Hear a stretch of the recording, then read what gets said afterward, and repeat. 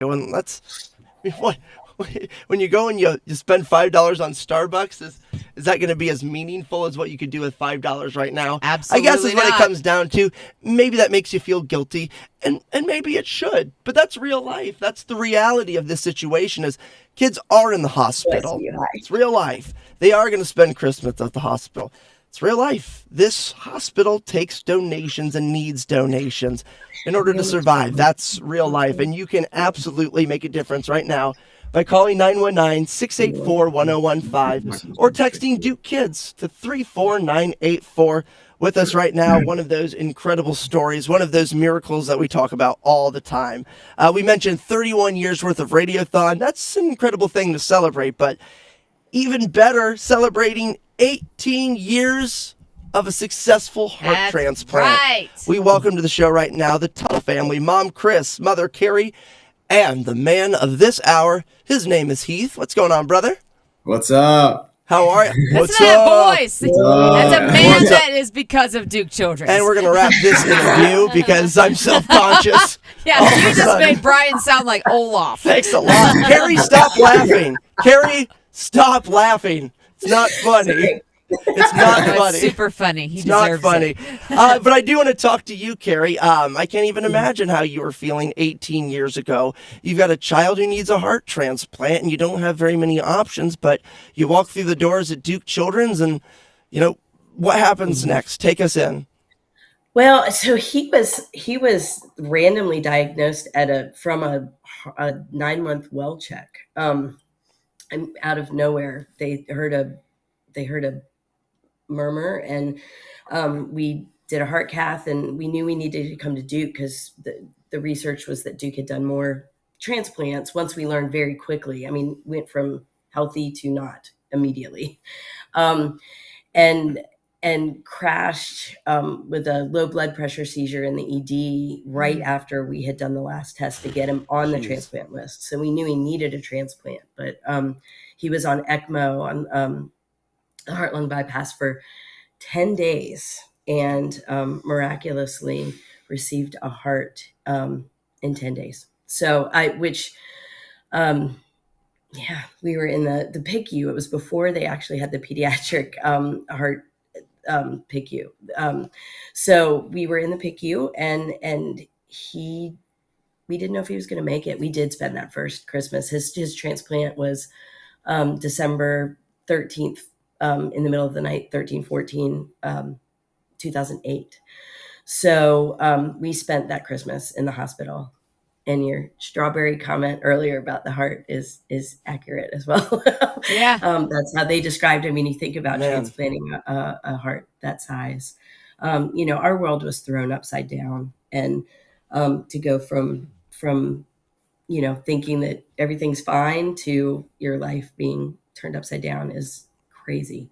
But Duke has been amazing. We still see we were talking this morning, we still see some of the folks who actually were his doctors and nurses and echo techs, and we still see them to this day. He just had surgery on his leg.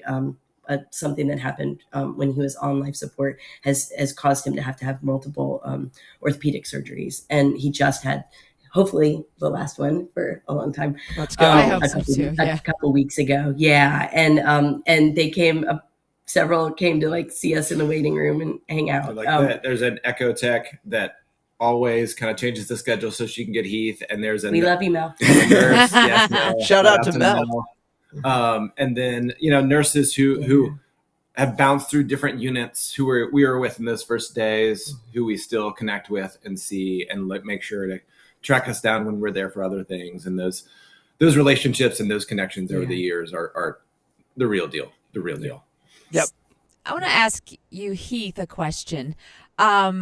You hear this story. What does it mean for you to know what you went through at such a young age, and hearing your parents tell this story? How does that make you feel? Well, generally, it's not my favorite topic to talk about, but I don't know. It's just crazy to think about that, someone that small and that size can go through something like that. Yeah, dude. Well, what you've gone through, man, is like not many have gone through. You have a very unique perspective on life, and Right.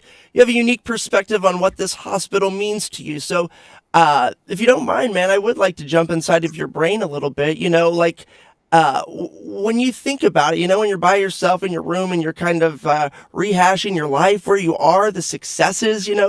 What do you think about with regards to Duke and the people that have helped you get here? What are those, thoughts that you kind of rest on?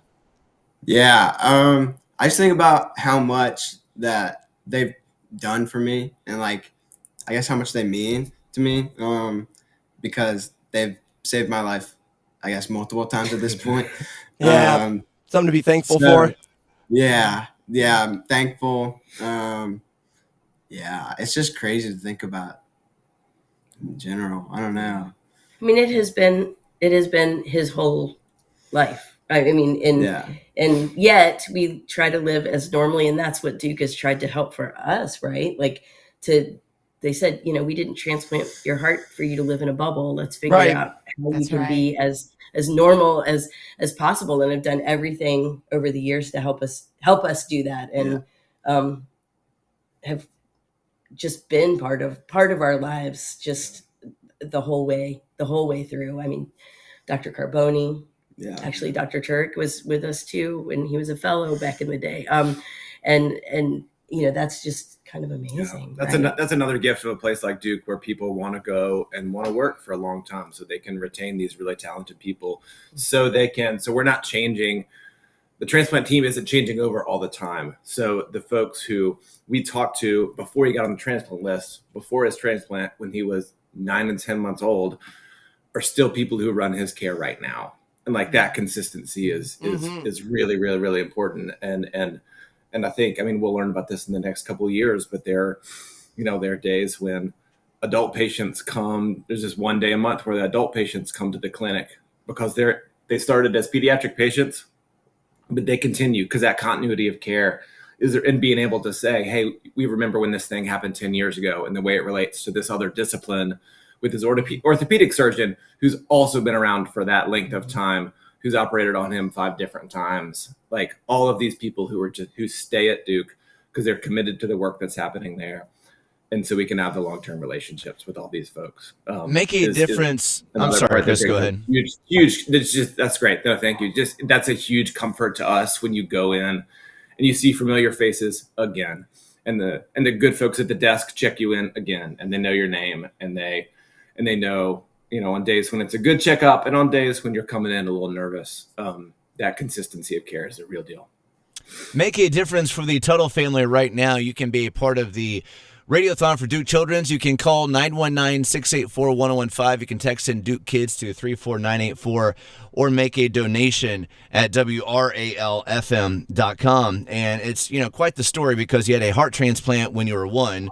You were later diagnosed with cancer, and we also have good news with that. He is in remission now. Yeah, you and are. I mean, really an incredible story that you have had over the last 18 years. And as I get updated on your life, as we get updated on your life, there's something that I've been thinking about. It's the what's next. The what's next of patients' journeys is a remarkable thing. It can be a remarkable thing because of the staff, the nurses, the patients, and what is created at Duke Children's. And because of Duke Children's, you get to have a what's next. You have the heart transplant. You are now in remission. And what's next for Heath is he got accepted to Wake Forest University, Yay! baby.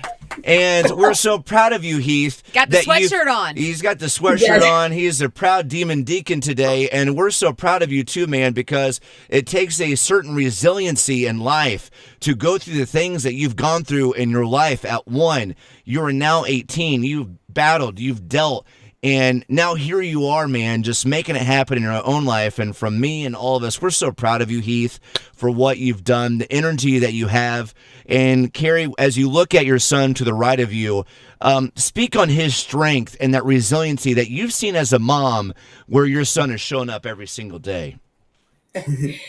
Well, we've spent a lot of time sitting at hospital beds and trying to figure out, what does life look like? We often say this is a a club that nobody wants to be in, but once you're in, you're in.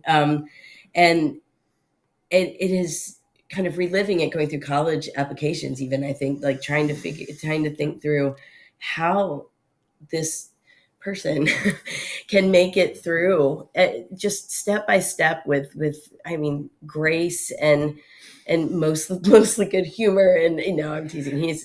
You're like, okay, that's what we're gonna do next, but just the kind of inner strength that someone has to have to be able to endure so many things, and things that I don't think people know, because he puts a smile on his face and he just kind of goes with it. And we walk day by day, and sometimes it literally is like hour by hour.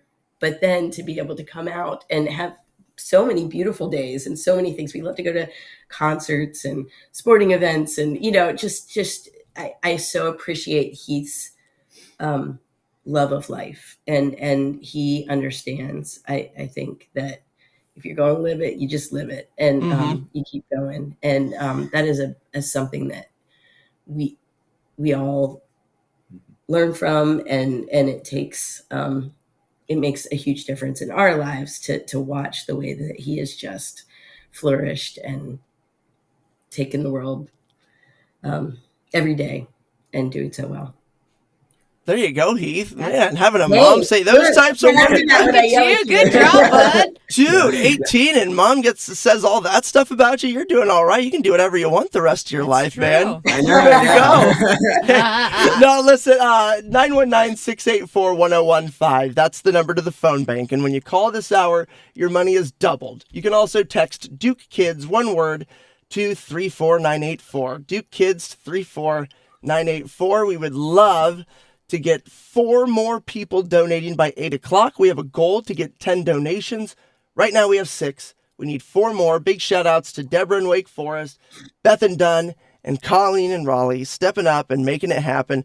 Big shout out to the Duke Hospital Auxiliary Club, who is matching dollar for dollar and making things happen. Man, Heath, 18 years. That's a lot of strength you've built up. That's a lot of perspective, and we're really happy we could take 10 minutes with you to celebrate all of the positives that have come out of, I know, a lot of darkness in your past, but here you are, man. You have light in front of you, and it's all thanks to these donations, first and foremost.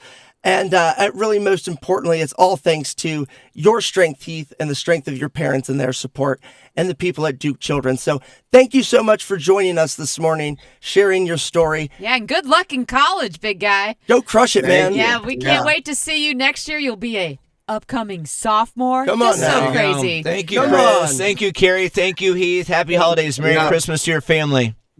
Take care. Thank you. All right. Be well. It's the 31st annual Mix 101.5 Radiothon for Duke Children's. It's bow time. With a flaky